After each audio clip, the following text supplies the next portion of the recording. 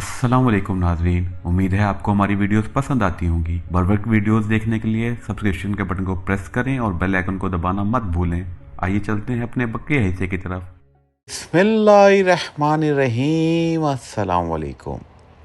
सही मुस्लिम हदीस नंबर 7248।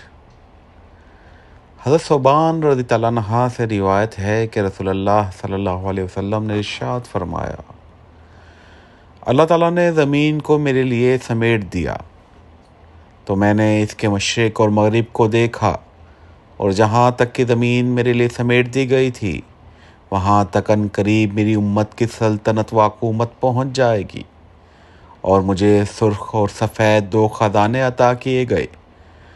और मैंने अपने रब से अपनी उम्मत के लिए दुआ मांगी कि वो इन्हें आम कहसाली में हलाक ना करे, और अपने अलावा इन पर कोई ऐसा दुश्मन भी मुसल्लत ना करे जो इन सब की जानों को हलाकत की मुबाह जायज़ समझे, यानी इनको कत्ल व गारत करे।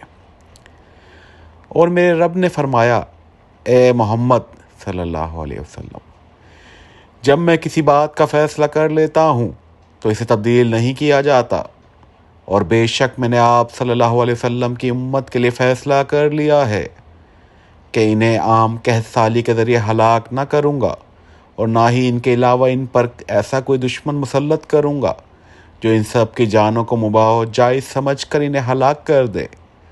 अगरचे इनके ख़िलाफ़ ज़मीन के चारों तरफ से लोग जमा हो जाएंगे, यहाँ तक कि वो एक दूसरे को हलाक करेंगे और एक दूसरे को खुद ही कैदी बनाएंगे। अस्तगफिरुल्लाह।